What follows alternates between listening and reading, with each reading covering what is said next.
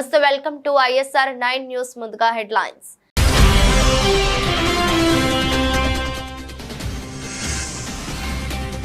ఢిల్లీలో ఘనంగా 78వ స్వాతంత్ర దినోత్సవ వేడుకలు. ఎర్రకోటపై జాతీయ జెండాను ఆవిష్కరించిన ప్రధాని మోదీ.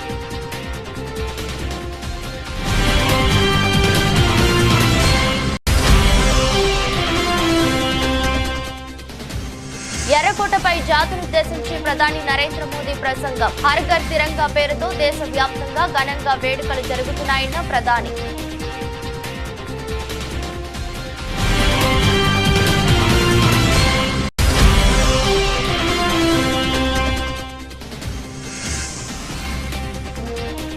గోల్కొండలో స్వాతంత్ర దినోత్సవ వేడుకలు. జెండా ఎగురవేసిన సీఎం రేవంత్ రెడ్డి.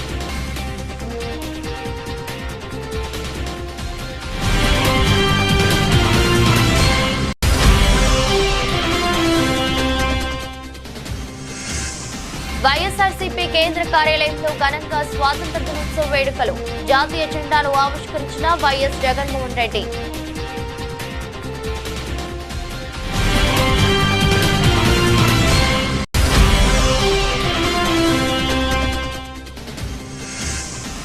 భారత రెస్లర్ వినేష్ ఫోగాట్ కు తీవ్ర నిరాశ. పిటిషన్ కొట్టివేసిన సిఈఎస్.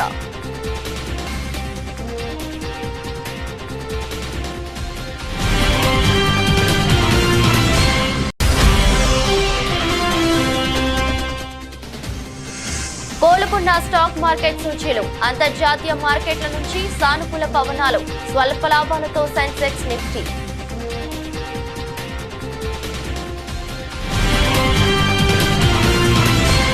డెబ్బై 78వ స్వాతంత్ర దినోత్సవం సందర్భంగా ప్రధాని నరేంద్ర మోదీ ఢిల్లీలోని ఎర్రకోటపై వరుసగా 11వసారి త్రివర్ణ పతాకాన్ని ఎగురవేశారు. ఈ కార్యక్రమానికి కేంద్ర మంత్రులతో పాటు సినీ, రాజకీయ, క్రీడా ప్రముఖులు హాజరయ్యారు. అలాగే జెండా ఆవిష్కరణ కార్యక్రమంలో కాంగ్రెస్ అగ్రనేత రాహుల్ గాంధీ కూడా పాల్గొన్నారు. ఈ సందర్భంగా భారత సైన్యం హెలికాప్టర్లతో పూల వర్షం కురిపించింది. 2047 వికసిత్ థీమ్ తో ఈ ఏడాది 15 ఆగస్టు వేడుకలు జరుగుతున్నాయి. భారత్ ను 2047 నాటికి అభివృద్ధి చెందిన దేశంగా మార్చే దిశగా కేంద్ర ప్రభుత్వం చేస్తున్న ప్రయత్నాలకు ఈ వేడుకలు పునరుత్తేజాన్ని అందించనున్నాయి. 78వ స్వాతంత్ర దినోత్సవ సందర్భంగా ఎర్రకోటపై జాతీయ జెండాను ఎగురవేసిన అనంతరం ప్రధాని నరేంద్ర మోదీ జాతినుద్దేశించి ప్రసంగించారు. ముందుగా దేశ ప్రజలకు స్వాతంత్ర దినోత్సవ శుభాకాంక్షలు తెలిపారు. భారత ప్రస్థానం ప్రపంచానికే స్ఫూర్తిదాయకమని తెలిపారు. హర్ ఘర్ తిరంగా పేరుతో దేశవ్యాప్తంగా ఘనంగా వేడుకలు జరుగుతున్నాయన్నారు.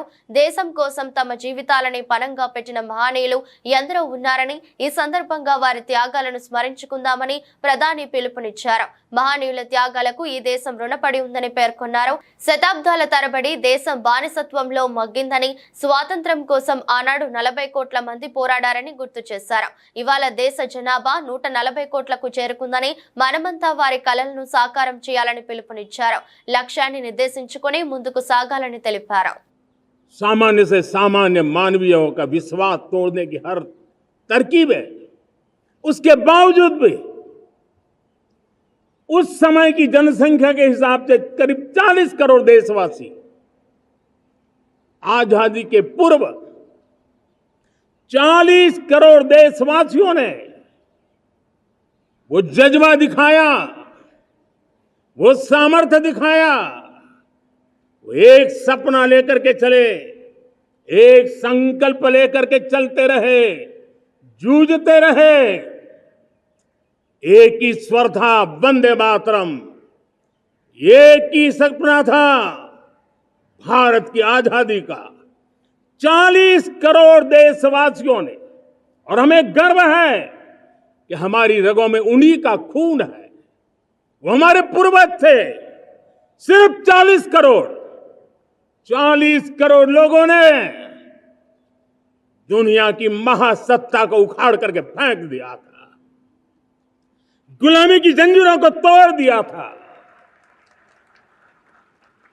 अगर हमारे पूर्वज, जिनका खून हमारी रगों में है, आज हम तो 140 करोड़ है। अगर 40 करोड़ गुलामी की बेड़ियों को तोड़ सकते हैं, अगर 40 करोड़ आजादी के सपने को पूर्ण कर सकते हैं, आजादी लेकर के रह सकते हैं, तो 140 करोड़ देश के मेरे नागरिक, 140 करोड़ मेरे परिवारजन अगर संकल्प लेकर के चल पड़ते हैं, एक दिशा निर्धारित करके चल पड़ते हैं, గోల్కొండలో స్వాతంత్ర దినోత్సవ వేడుకలు ఘనంగా జరిగాయి. ముఖ్యమంత్రి రేవంత్ రెడ్డి పాల్గొని జాతీయ జెండాను ఎగురవేశారు. అనంతరం ఆయన పోలీసుల నుంచి గౌరవ వందనం స్వీకరించారు. ఈ సందర్భంగా విద్యార్థులు ప్రదర్శించిన సాంస్కృతిక ప్రదర్శనలకు వీక్షించారు. అనంతరం రాష్ట్ర ప్రజలను ఉద్దేశించి ప్రసంగించారు. దేశ పౌరులకు స్వాతంత్ర దినోత్సవ శుభాకాంక్షలు తెలిపారు. మహానుభావుల త్యాగాలతో స్వాతంత్రం సాధించామన్నారు. 78వ స్వాతంత్ర దినోత్సవం సందర్భంగా విజయవాడలోని ఇందిరాగాంధీ స్టేడియంలో జాతీయ జెండా ఏపీ సీఎం చంద్రబాబు ఆవిష్కరించారు. సాయుధ బలగాల గౌరవ వందనం స్వీకరించారు. 78వ స్వాతంత్ర దినోత్సవం సందర్భంగా దేశ ప్రజలకు చంద్రబాబు శుభాకాంక్షలు తెలిపారు. ఎందరో మహానుభావుల త్యాగ ఫలితం మనం ఈనాడు అనుభవిస్తున్న స్వాతంత్రమని ఆయన పేర్కొన్నారు. వైఎస్ఆర్ కాంగ్రెస్ పార్టీ కేంద్ర కార్యాలయంలో స్వాతంత్ర దినోత్సవ వేడుకలు ఘనంగా నిర్వహించారు. వైఎస్ఆర్ కాంగ్రెస్ పార్టీ అధినేత మాజీ ముఖ్యమంత్రి వైఎస్ జగన్మోహన్ రెడ్డి జాతీయ జెండాను ఆవిష్కరించారు. జాతిపిత మహాత్మా గాంధీజీ చిత్రపటానికి వైఎస్ జగన్ పూలమాలలు వేసి నివాళులర్పించారు. కార్యక్రమంలో శాసన మండలి ప్రతిపక్ష నేత లేళ్ల అప్పిరెడ్డి, ఎంపీ వైవి సుబ్బారెడ్డి, మాజీ మంత్రులు బొత్స సత్యనారాయణ, అంబటి రాంబాబు, విడుదల రజని, కారుమూరి నాగేశ్వరరావు, మెరుగు నాగార్జున, ఎమ్మెల్సీ మొండితోక అరుణ్ కుమార్, మాజీ చీఫ్ విప్ గడికోట శ్రీకాంత్ రెడ్డి, మాజీ శాసనసభ్యులు మల్లాది విష్ణు, పలువురు పార్టీ నేతలు, కార్యకర్తలు పాల్గొన్నారు. తెలంగాణ వ్యాప్తంగా స్వాతంత్ర దినోత్సవ వేడుకలు ఘనంగా జరిగాయి. తెలంగాణ భవన్ లోను స్వాతంత్ర దినోత్సవ వేడుకలు ఘనంగా జరిగాయి. BRS working president Kalvakuntla Taraka Ramarao పాల్గొని జాతీయ పతాకాన్ని ఆవిష్కరించారు. ఈ సందర్భంగా స్వాతంత్ర సమర యోధుల త్యాగాలను గుర్తు చేసుకున్న ఆయన వారికి ఘన నివాళులర్పించారు. ప్రస్తుత అవసరాల కోసం RRR నిర్మాణం జరుగుతుందని, దీని ద్వారా 10 జిల్లాలకు మేలు చేకూరుతుందని ఎంపీ రఘునందన్ రావు అన్నారు. సిద్దిపేట జిల్లా గజ్వేల్ పట్టణంలో రీజనల్ రింగ్ రోడ్డు నిర్మాణంపై మీడియా సమావేశం నిర్వహించారు. ఈ సందర్భంగా మాట్లాడుతూ త్వరలో RRR నార్థరన్ విభాగం పనులు ప్రారంభమవుతాయని అన్నారు. గత ప్రభుత్వం నుంచి ఇప్పటి వరకు నత్తనడకలో భూసేకరణ పనులు కొనసాగుతున్నాయని తెలిపారు. గజ్వేల్లో ఉన్నటువంటి నేషనల్ హైవేస్ పీడీ కార్యాలయంలో RRR regional ring road northern ఏరియాకి సంబంధించినటువంటి ఒక రివ్యూ సమావేశాన్ని తీసుకోవడం జరిగింది. ఈరోజు సాయంత్రం 5 గంటలకి న్యూఢిల్లీలో నితిన్ గడ్కరీ గారు, తెలంగాణ రాష్ట్ర కేబినెట్ మంత్రి గౌరవనీయులు కిషన్ రెడ్డి గారి నాయకత్వంలో national highways, regional ring road, green field express హైవేలు, తెలంగాణకు రావాల్సినటువంటి జాతీయ రహదారులకు సంబంధించి సాయంత్రం 5 గంటలకి ఇద్దరు కేంద్ర మంత్రులు గౌరవనీయులు నితిన్ గడ్కరీ గారు, కిషన్ రెడ్డి గారు కలిసి ఒక సమీక్ష సమావేశాన్ని నిర్వహిస్తూ ఉన్నారు. తెలంగాణలో పెండింగ్లో ఉన్నటువంటి గ్రీన్ ఫీల్డ్ ఎక్స్ప్రెస్ వేలు, RRR నార్థన్ రీజియన్తో పాటు కొత్తగా ఏర్పాటు చేయాల్సినటువంటి జాతీయ రహదారులకు సంబంధించి ఒక సమీక్ష సమావేశం కొద్దిసేపటి తర్వాత న్యూఢిల్లీలో జరగబోతాం. దానికి సంబంధించి అందరు ఎంపీలను కూడా మామా నియోజకవర్గాల పరిధిలో ఉన్నటువంటి జాతీయ రహదారులు, వాటితో పాటు ఈ గ్రీన్ ఎక్స్ప్రెస్ వేలు, కొత్తగా ప్రతిపాదించబోతున్నటువంటి నేషనల్ హైవేస్కి సంబంధించి పూర్తి సమాచారాన్ని పంపించి ఈరోజు కిషన్ రెడ్డి గారి ద్వారా ఈ తెలంగాణ రాష్ట్రానికి రావాల్సినటువంటి జాతీయ రహదారుల మీద ఒక సమీక్ష సమావేశాన్ని ఈరోజు నిర్వహించబోతాను. దాంట్లో భాగంగా చాలా కాలం క్రితమే భాగ్యనగరాన్ని ఇంకా విశ్వస్థాయి నగరంగా గుర్తింపు పొందించడానికి ఇప్పుడున్నటువంటి ORRతో పాటు ఒక RRR పేరిట భారత ప్రభుత్వం పూర్తిగా తన సొంత నిధులతోటి ఒక RRRని ఏర్పాటు చేయాలని, దాని మొత్తాన్ని 2 భాగాల కింద, ఒకటి హైదరాబాద్కు నార్థన్ ఉత్తరం వైపు ఒక భాగంగా విభజించి, దక్షిణం వైపు ఒక భాగంగా విభజించి 2 పార్ట్లుగా, నార్థన్ పార్ట్, సదరన్ పార్ట్ అని 2 పార్ట్లుగా విభజించి దాన్ని ఇప్పటికే భూసేకరణ కార్యక్రమాన్ని ప్రారంభించడం జరిగింది. సో చాలామంది మిత్రులలో, చాలా గ్రామాలలో ఒక రకమైనటువంటి అపోహ ఏముందంటే పేదోళ్ళ భూములు లాక్కుంటున్నారు, పెద్దోళ్ళ భూములకి వెళ్ళి రింగ్ రోడ్ని పక్కకు అలైన్మెంట్ మారుస్తా ఉన్నారు. మీకోసం పోలీస్ అనే నినాదంతో మహబూబాబాద్ జిల్లా పోలీసులు చేపట్టిన కార్యక్రమాలు అభినందనీయమని మంత్రి సీతక్క అన్నారు. కొత్తగూడ మండల కేంద్రంలోని ఏకలవ్య పాఠశాల ఆవరణలో గత 4 రోజులుగా పోలీసులు నిర్వహిస్తున్న క్రీడల ముగింపు సమావేశానికి పంచాయతీరాజ్ శిశు సంక్షేమ శాఖ మంత్రి సీతక్క ముఖ్య అతిథిగా హాజరయ్యారు. సీతక్కకు పోలీసులు, విద్యార్థులు, యువత ఆదివాసీ నృత్యాలతో ఘన స్వాగతం పలికారు. ఈ సందర్భంగా మాట్లాడుతూ పోలీస్ అనే నినాదంతో యువతకు క్రీడా పోటీలతో పాటు చిత్రలేఖనం పోటీలు నిర్వహించారని తెలిపారు. అనంతరం బహుమతులు అందజేశారు. భాగంగా say no to drugs, say no to కుటుంబ సిఐ గారు, ఏఎస్పీ, డిఎస్పీ, మరి ఎస్పీ గారు, పోలీస్ శాఖ సోదరులందరూ కూడా కలిసి ఆలోచన గాని వారు ఆడే ఆట గురించి అవగాహన చేసుకొని మరి ఈరోజు గేమ్స్ ఏర్పాటు చేసి ఈ ఎండింగ్ డే ముగింపుకు నన్ను పిలవడం నాకు చాలా సంతోషం అనిపిస్తుంది. వారికి ప్రత్యేకంగా మరి మన మహబూబాబాద్ ఎస్పీ గారికి, సుధీర్ కేకన్ గారికి ప్రత్యేక అభినందనలు తెలియజేస్తా ఉన్నాను. దాదాపుగా 3 days 4 రోజుల నుంచి వివిధ ప్రాంతాల నుంచి పాల్గొన్నటువంటి క్రీడాకారులందరికీ హృదయపూర్వక శుభాకాంక్షలు. అంటే ఆటలలో ఓటమి గెలుపు అనేది సహజం. క్రీడ అంటేనే ఒక స్ఫూర్తినిచ్చేది, ఆటలు అంటేనే ఒక స్ఫూర్తి, ఆట అంటేనే ఒక ఫ్లెక్సిబుల్. అంటే ఆటలు అనేది మనకి ఏం సెన్స్ వస్తుంది అంటే ఒక మంచి జాలి, ఒక మనలో ఉన్నటువంటి నైపుణ్యాన్ని మరి ఆడుతూ పాడుతూ చేసుకునే దాంట్లోనే పోటీ పెట్టుకోవడం అనేది ఈ ఆటల పోటీగా ఈ రోజు నిర్వహించడం జరిగింది. మరి ఇంత పెద్ద ఎత్తున క్రీడాకారులను ఇక్కడ సమీకరించడంతో పాటు ముఖ్యంగా మరి డ్రగ్స్ వద్దు, గుడంబ వద్దు, అదేవిధంగా గంజాయి వద్దు, మీ తల్లిదండ్రులు మీ మీద పెట్టుకున్నటువంటి ఆశల్ని నెరవేర్చాలంటే కష్టపడి చదవాలి అనేటువంటి ఒక దృక్పథాన్ని, కాన్సెప్ట్ ఇవ్వడం కోసం మరి వారు ప్రత్యేక చొరవ తీసుకొని కళా బృందాలు కావచ్చు, వాల్ రైటింగ్స్ కావచ్చు, అదేవిధంగా మరి ఇక్కడ మన పోస్టర్స్ కావచ్చు, ఇవన్నీ కూడా చేయడం దేనికంటే ఈ సమాజంలో రోజు రోజుకు పెరుగుతున్నటువంటి మరి డ్రగ్స్, మత్తు, మరి తల్లిదండ్రులకు భారమైపోయేటువంటి జీవితాలు వద్దు. మీలో ఉన్నటువంటి ఇలాంటి నైపుణ్యం ఉంది, ఇలాంటి క్రీడలు మీలో ఉన్నాయి, దాన్ని మీరు చూపించుకోండి, ఇక్కడ మనం ఒక అవకాశం ఇద్దామని వారు ఈరోజు ఈ రకంగా కండక్ట్ చేసి కాంగ్రెస్ పార్టీ తమకు నచ్చింది పాఠ్య పుస్తకాలలో ప్రచురణ చేసి అదే చరిత్రని ప్రచారం చేశారని బీజేపీ రాష్ట్ర అధికార ప్రతినిధి రాణి రుద్రమ్మ అన్నారు.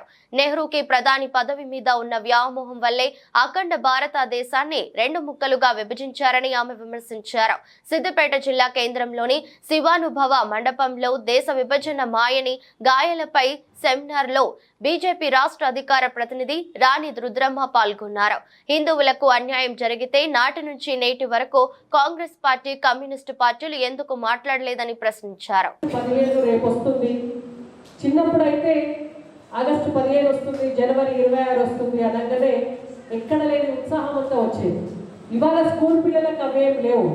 ఎందుకు లేవు అంటే ఆగస్టు 15 అయినా జనవరి 26 అయినా హాలిడే కింద అయిపోయింది. హైదరాబాద్లో పిల్లలకైతే స్కూల్కు హాలిడే. మరి ఇంకా సిద్దిపేట లాంటి పట్టణంలో ఉన్నటువంటి పిల్లలకు మనం చదువుకున్నప్పటికి ఉన్నటువంటి ఆ అనుభూతి ఉన్నదా లేదా అనేటువంటిది మీ అందరికీ ఎక్కువ తెలియాలి. అసలు ఎవరెవరు అసువులు బాసిండ్రు, ఎవరెవరు పోరాటం చేసిండ్రు, భారతదేశానికి స్వాతంత్రం ఎందుకని అడిగి పోరాటం చేసినాము, ఎవరి వల్ల స్వాతంత్రం వచ్చింది, ఆ వీరులు ఎవరు, అప్పటి నుంచి ఇప్పటి వరకు ఉన్నటువంటి పరిస్థితి ఏమిటి అని ఈ అంశాలన్నిటిపైన ఉపన్యాసాలు, చర్చలు, పోటీలు ఉండే కాబట్టి ఆ రోజు అవన్నీ కూడా మనకు తెలిసేది. కాంగ్రెస్ పార్టీ భారతదేశానికి స్వతంత్రం వచ్చిన తర్వాత మొట్టమొదటిసారిగా అధికారంలో వచ్చినటువంటి పార్టీ కాబట్టి, ఆ తర్వాత 40 సంవత్సరాలు భారతదేశాన్ని పరిపాలించినటువంటి పార్టీ కాబట్టి, వాళ్ళు ఏది కరెక్ట్ అనుకుంటే, ఏది ప్రజలకు చెప్పాలనుకుంటే అదే చరిత్రగా రాసి దాన్నే పాఠ్య పుస్తకాల్లో పెట్టిండ్రు. అది మాత్రమే మనం నేర్చుకున్నాం. అది నానానికి ఒకవైపు. అసలు ఈ భారతదేశం అఖండ భారతదేశంగా ఎట్లా ఉన్నది, ఈ భారతదేశం హైందవ దేశంగా ఎట్లా ఉంది, ఈ భారతదేశం ఇవాళ సెక్యులర్ అనేటువంటి పేరు కింద ఈ భారతదేశాన్ని దీనికి ఉన్నటువంటి రూపాన్ని రంగుని కాంగ్రెస్ పార్టీ ఎట్లా మార్చింది అనేటువంటిది చెప్పే ప్రయత్నమే ఇవాళ భారతదేశం అధికారంలోకి వచ్చిన తర్వాత చేస్తున్నటువంటి ప్రయత్నం.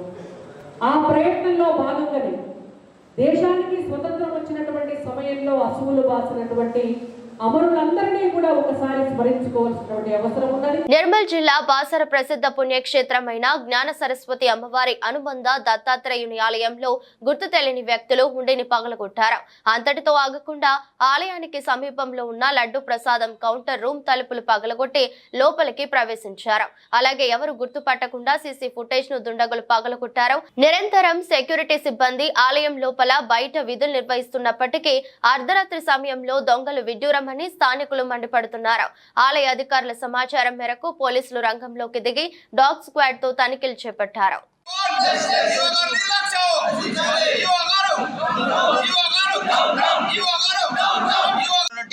బాసర క్షేత్రంలో గత రాత్రి 10 గంటల సమయంలో బాసర అమ్మవారి దత్తాత్రేయ మందిరంలో మరి దొంగలు ఉండి పగలగొట్టి దోచుకెళ్లడం జరిగింది.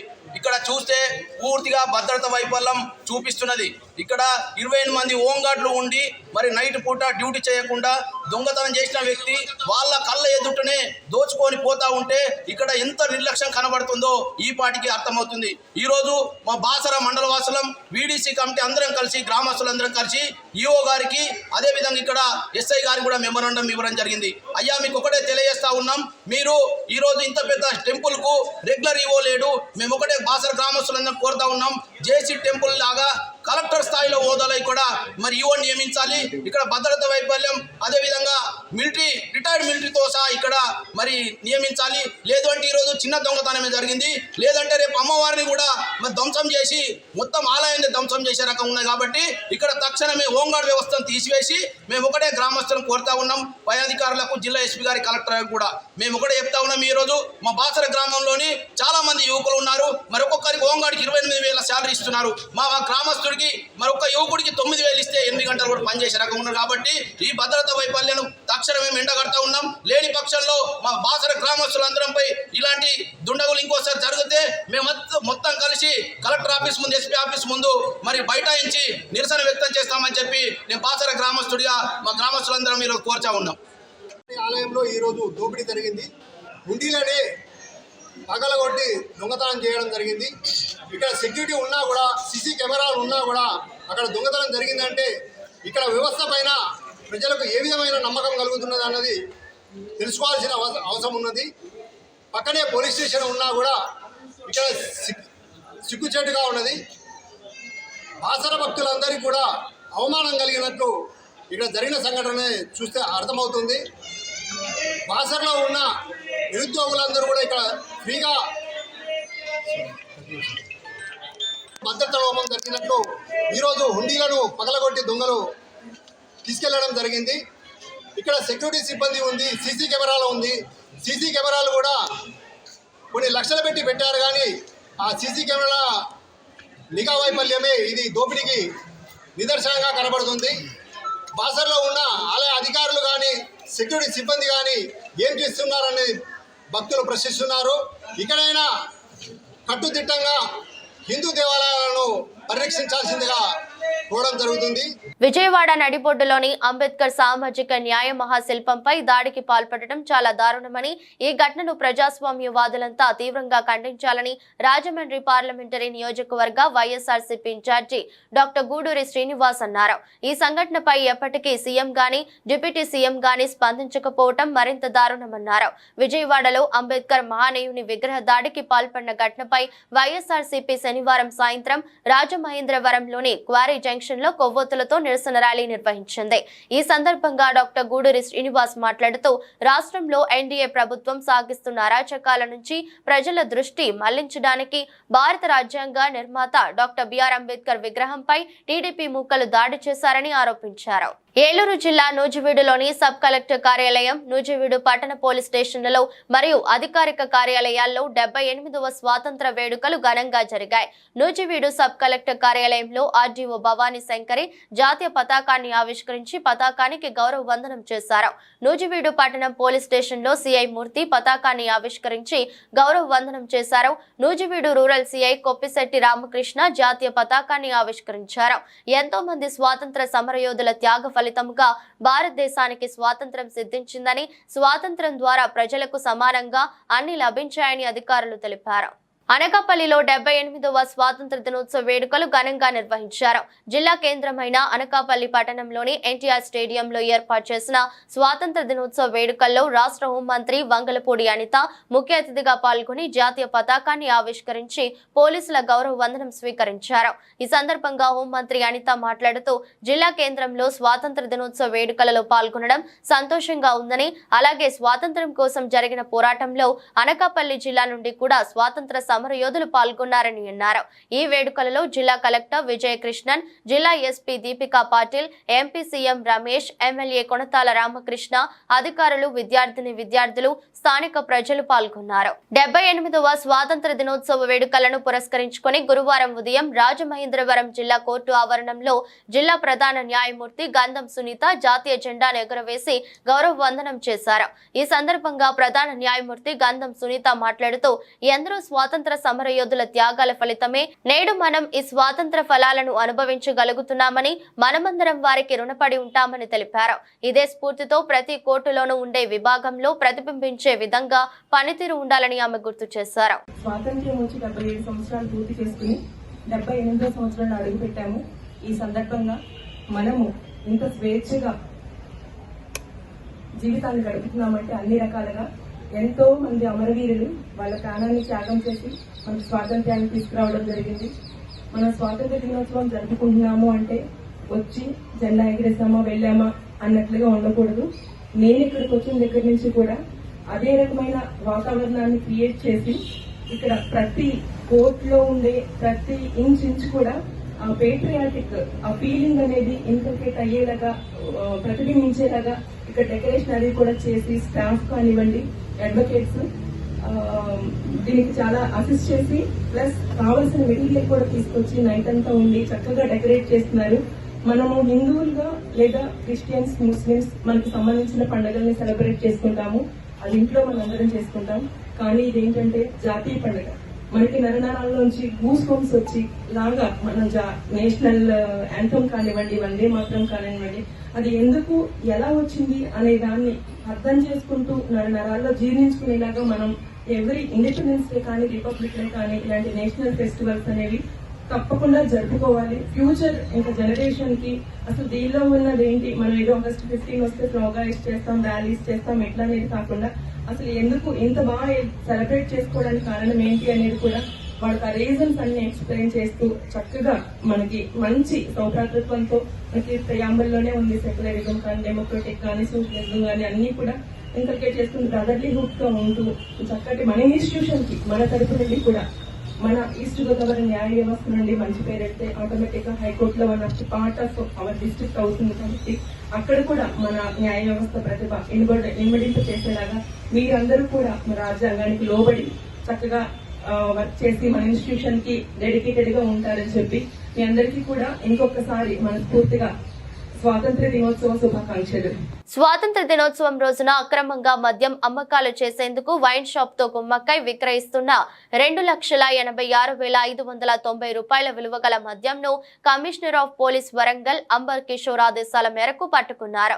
విశ్వసనీయ సమాచారంతో టాస్క్ ఫోర్స్ మరియు మిల్స్ కాలనీ పోలీసులు మిల్స్ కాలనీ పిఎస్ పరిధిలోని సకరేషి కుంట ఎస్సీ కాలనీలో స్వాతంత్ర దినోత్సవం రోజు మద్యం అమ్మకూడదు అనే ఉత్తర్వులను ఉల్లంఘిస్తూ మద్యం విచ్చలవిడిగా విక్రయాలు చేస్తున్న బెల్ట్ షాప్ దాడి చేయగా అక్రమ మద్యాన్ని స్వాధీనం చేసుకున్నారు.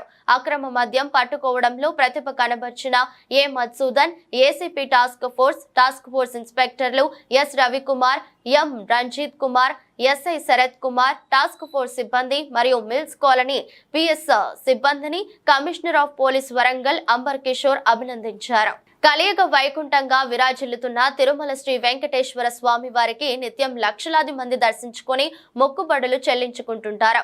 తాజాగా ప్రముఖ సినీ హీరో మహేష్ బాబు కుటుంబ సభ్యులు శ్రీవారిని దర్శించుకునేందుకు తిరుమలకు చేరుకున్నారు. అలిపిరి నడక మార్గంలో మహేష్ బాబు అర్ధాంగి నమ్రత శిరోద్కర్, కుమారుడు గౌతమ్, కుమార్తె సితారా తిరుమలకు చేరుకొని మొక్కుబడులు చెల్లించుకున్నారు. ముందుగా నమ్రత శిరోద్కర్ నడక మార్గంలో మెట్లకు పూజలు చేస్తూ కొబ్బరికాయ కొట్టి కర్పూరం వెలిగించి నడక మార్గంలో స్వామివారి దర్శనానికి బయలుదేరారు. మహేష్ బాబు కుటుంబ సభ్యుల వెంట అభిమానులు కూడా నడిచారు.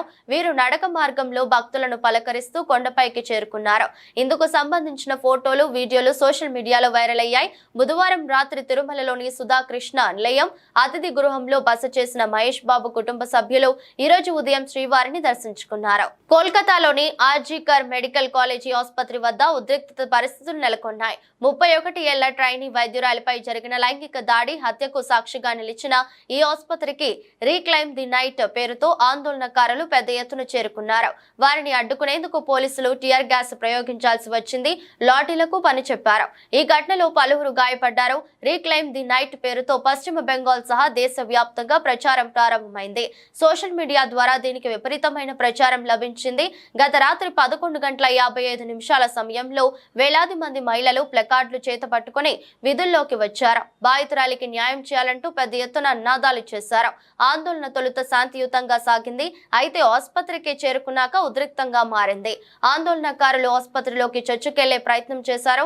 ఈ క్రమంలో ఆసుపత్రిని ధ్వంసం చేశారు. అద్దాలు పగలగొట్టారు. కుర్చీలు, ఇతర ఫర్నిచర్ ను విరక్కొట్టారు. ఆసుపత్రి బయట ఏర్పాటు చేసిన బారికేడ్లను ధ్వంసం చేస్తున్న వీడియోలు సోషల్ మీడియాలో వైరల్ అయ్యాయి. ఎమర్జెన్సీ వార్డును ఆందోళనకారులు ధ్వంసం చేశారు. బయట పార్క్ చేసిన పోలీస్ వాహనాలపైన ప్రతాపం చూపారు. దీంతో వారిని చెదరగొట్టేందుకు పోలీసులు లాఠీచార్జ్ చేశారు. బాష్ప వాయువు ప్రయోగించారు. పారిస్ ఒలింపిక్స్ మహిళల రెజ్లింగ్ 50 కిలోల కేటగిరీలో అనర్హత వేటుకు గురైన భారత రెజ్లర్ వినేష్ ఫోగాట్ కు సిఏఎస్ లో తీవ్ర నిరాశ ఎదురైంది. వినేష్ ఫోగాట్ దాఖలు చేసిన పిటిషన్ ను సిఏఎస్ కొట్టివేసింది. వినేష్ ఫోగాట్ పారిస్ ఒలింపిక్స్ లో రెజ్లింగ్ 50 కిలోల కేటగిరీలో ఫైనల్ చేరింది. అయితే నిర్దేశిత బరువు కంటే 100 గ్రాములు ఎక్కువ బరువు ఉందన్న కారణంతో ఆమెను ఫైనల్ కు అనర్హురాలిగా ప్రకటించారు. దాంతో వినేష్ కు పతకం చేజారింది. దీనిపై ఆమె సిఏఎస్ ను ఆశ్రయించింది. వినేష్ తరపున హరీష్ సాల్వే, విదుష్పత్ సింఘానియా వాదనలు వినిపించారు. నిన్న ఈ కేసును ఆగస్టు 16కి వాయిదా వేసినట్టు వార్తలు వచ్చాయి. అయితే సిఏఎస్ కాస్త ముందుగానే తీర్పు వెలువరించింది.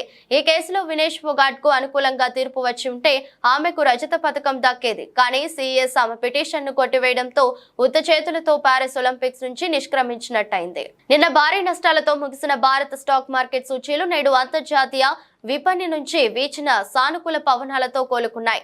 సెన్సెక్స్, నిఫ్టీ స్వల్ప లాభాలతో ముగిశాయి. సెన్సెక్స్ 149.85 పాయింట్ల లాభంతో 79,105.88 వద్ద ముగియగా నిఫ్టీ 4.75 పాయింట్ల స్వల్ప లాభంతో 24,143.75 వద్ద స్థిరపడింది. నేటి ట్రేడింగ్ లో మిడ్ క్యాప్, స్మాల్ క్యాప్ షేర్లలో అమ్మకాల ట్రేడింగ్ కనిపించింది. నిఫ్టీలో ఐటీ, సేవల రంగం, నిత్యావసరాల రంగాల షేర్లు లాభపడ్డాయి. పబ్లిక్ సెక్టర్ బ్యాంకులు, pharma, FMCG, metal, real estate షేర్లకు నేడు ప్రతికూల పరిస్థితులు ఎదురయ్యాయి. సెన్సెక్స్ లో TCS, HCL tech Mahindra, Infosys, Mahindra and Mahindra, Wipro, Bharti Airtel షేర్లు లాభాలు అందుకున్నాయి. UltraTech cement, JSW steel, Tata steel, power grid, IndusInd bank, Bajaj Finserv, Axis bank, ICICI bank షేర్లు నష్టపోయాయి. వార్తలు ముగించే ముందు మరోసారి హెడ్లైన్స్.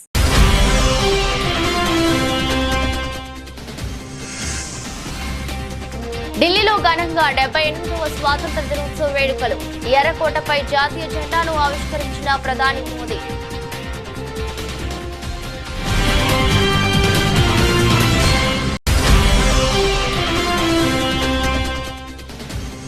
ఎర్రకోటపై జాతినుద్దేశించి ప్రధాని నరేంద్ర మోదీ ప్రసంగం. హర్ ఘర్ తిరంగా పేరుతో దేశవ్యాప్తంగా ఘనంగా వేడుకలు జరుగుతున్నాయన్న ప్రధాని.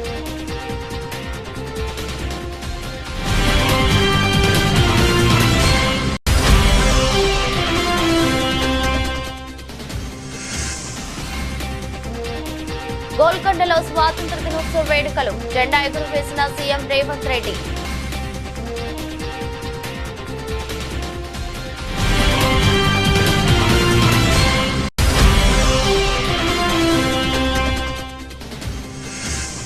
వైఎస్ఆర్సీపీ కేంద్ర కార్యాలయంలో ఘనంగా స్వాతంత్ర దినోత్సవ వేడుకలు. జాతీయ జెండాను ఆవిష్కరించిన వైఎస్ జగన్మోహన్ రెడ్డి.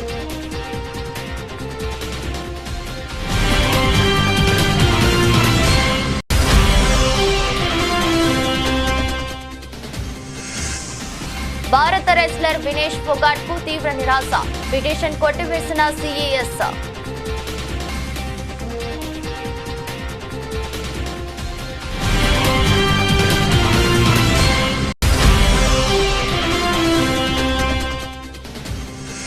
కోలుకున్న స్టాక్ మార్కెట్ సూచీలు. అంతర్జాతీయ మార్కెట్ల నుంచి సానుకూల పవనాలు. స్వల్ప లాభాలతో సెన్సెక్స్ నిఫ్టీ.